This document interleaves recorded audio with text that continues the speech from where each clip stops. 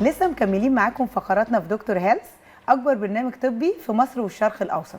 كتير من الناس بيبقى نفسهم يخسوا علشان شكل جسمهم وثقتهم بنفسهم وصحتهم طبعا تبقى كويسه، لكن للاسف منهم اللي بعد ما بدأ وظهرت نتيجه تلاقيه ما كملش، يا اما بقى كسل او احباط.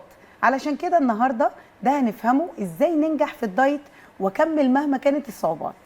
كل ده هنعرفه مع دكتورة مارينا ناصر لحظي، أخصائي علاج الطبيعي والسمنة والنحافة وماجستير صحة المرأة جامعة القاهرة ودبلومة التغذية الإكلينيكية القصر العيني. أهلا وسهلا بيك يا دكتور. اهلا بحضرتك. أهلا بيكي، منورانا. وعايزة أسألك بقى أهم سؤال، ليه الدايت بينفع مع ناس وناس لأ؟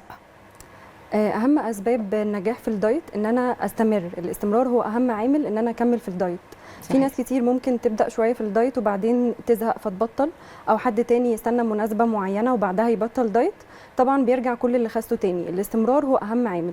تاني نقطة خاصة بالدايت نفسه اللي أنا بعمله، لو هو دايت متوازن فيه كل العناصر الغذائية اللي جسمي محتاجها، ده هيخليني أخس في المقاسات وكمان صحتي بتكون أحسن، النفس صحيح. والحركة بيتحسنوا، فبكون بحس إن أنا بعمل إنجاز في حياتي، فبالتالي الدايت نفسه بيشجعني إن أنا أكمل. فالدايت نفسه ليه عامل برضو في النجاح إن أنا خليني أكمل في الدايت، وأكون حاطط في الاعتبار إن أنا مش هفضل طول عمري عامل دايت، أكيد إن أنا هوصل للمرحلة اللي بعدها اللي هي مرحلة التثبيت إن شاء الله. طب احنا دلوقتي انا عندي فرصه كبيره قوي ان معايا دكتوره رضوى نبيل تغذيه ومعايا دكتوره مارينا، فهسالكوا سؤال بقى. دلوقتي احنا فعلا عملنا دايت زي ما انت قلتي وكله تمام ومشينا عليه ووصلت لوزن معين، ازاي اعرف اثبت نفسي بقى على الوزن ده، ان انا اضمن يا دكتوره رضوى ان انا ما زدتش ولا ان انا اخس؟ انا عجبني ال 50 كيلو اللي وصلت لهم، يا رب يا رب اوصل لهم، افضل مثبته نفسي عليهم. انا رايي المراقبه، وعايزه اسمع برضو من دكتوره ميرنا ازاي بتخلي الحاله بتاعتك تراقب نفسها من غير ما تتوتر كل اسبوع. مرحلة التثبيت مرحلة مهمة جدا، لأن هي اللي بتحافظ على كل اللي أنا عملته في الدايت. التثبيت بيكون ناجح لأن أنا بكون اتعلمت عادات صحية، بقيت لايف ستايل زي المشي، الرياضة حسب حالتي الصحية، حسب العمر بتاعي، شرب المية، بكون عرفت ازاي اعمل وجبه متكامله فيها كل العناصر زي البروتين والكربوهيدرات والدهون والخضار، وبعرف احدد النسب اللي ما تخلينيش اتخن، ده اكون اتدربت عليه اصلا في مرحله الدايت. وبرده بكون عرفت لو انا عندي مثلا حساسيه من اللاكتوز او الجلوتين او في اكلات معينه بتخلي جسمي يدخل في التهاب، فالتثبيت بيكون ناجح.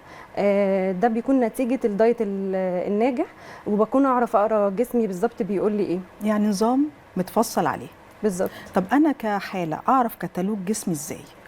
جسمي بيتكلم وانا لازم اسمعه. يعني مثلا اثناء الدايت ممكن احس ان انا عندي جفاف في البشره، فالدكتور يراجع معايا نظام الاكل، ممكن ما يكونش عندي اكلات في الدايت فيها اوميجا 3، فلما يحطها احس ان بشرتي اتحسنت، ان انا عندي انرجي.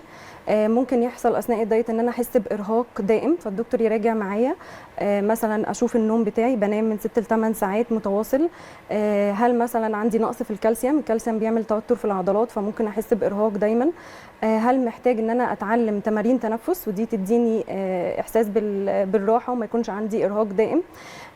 ممكن يكون عندي كريفنج للسكريات او شراهه للسكريات، فالدكتور يشوف هل مثلا انا عندي مقاومه انسولين او عندي جوع عاطفي او ايموشنال ايتنج.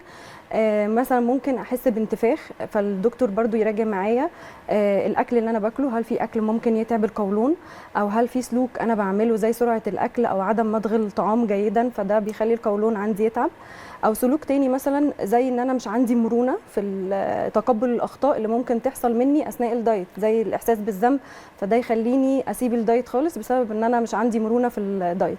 احنا بنشكرك جدا يا دكتوره مارينا. دكتوره مارينا ناصر، اخصائي العلاج الطبيعي والسمنه والنحافه، بنشكرك جدا على المعلومات القيمه دي، واكيد تنورينا في الفقرات اللي جايه ان شاء الله. ميرسي. ولسه مكملين فقراتنا مع دكتور هيلث.